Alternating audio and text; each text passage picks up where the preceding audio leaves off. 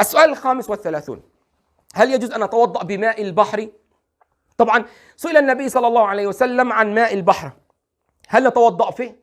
قال: هو الطهور ماؤه الحل ميتته. ما معنى الطهور ماؤه الحل ميتته؟ النبي أضاف للجواب أخرى جواب، قال النبي صلى الله عليه وسلم: الطهور ماؤه، يعني ماؤه ماله طهور، سواء كان البحر إيش؟ مالحا أو عذبا أو أي شيء، حتى البحر إيش؟ الميت، حتى البحر الميت. انسوا الخلاف الآن إنه قوم لوط كانوا هناك ولا يجوز الوضوء، انسوا الخلاف، المسألة أخرى. ولكن لو كان شديد الملوحة فيجوز الوضوء إيش؟ به، يجوز الوضوء به. طب خلينا نكمل نشرح الحديث. قال: الحل ميتته. ايش معنى الحل ميتته؟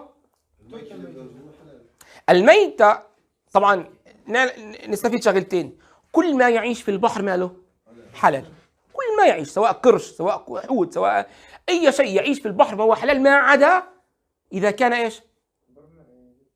لا، بنتكلم عن يعيش في البحر، ما عدا اذا كان ايش؟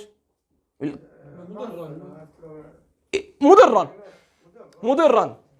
إذا كان ساما، حيوان بيعيش في البحر السام تاكله بتموت، هل يجوز؟ فهذا استثناء من الأصل العام.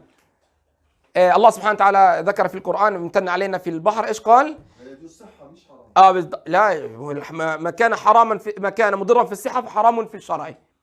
يعني السمكة تقتلك، بالأصل إنه كل البحر حلال، فهذه السمكة فيها سم، فإذا لا يجوز إيش؟ أكلها. قنديل البحر ممكن إذا كان مضر نتكلم.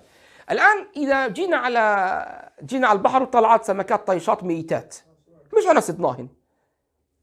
صدناهن لكنها ميتات، هل يجوز أكلها؟ جائز، إلا إذا كانت إيش؟ متعفنة، هل إيش؟ للصحة، وخمرة هاي مضرة إيش؟ بالصحة، وما كان مضرا في الصحة فلا يجوز إيش؟ أكله. لو لفظ لنا البحر حوتا، وهذه صارت مع بعض الصحابة، لفظ لنا البحر حوت كبير دابة، نعم، وأخذها وبدأنا نأكل بها، هل يجوز لا يجوز؟ يجوز، حتى رجعوا إلى النبي فقال: يا رسول الله كلا، فقال: أطعموني منها، فشهر. نعم.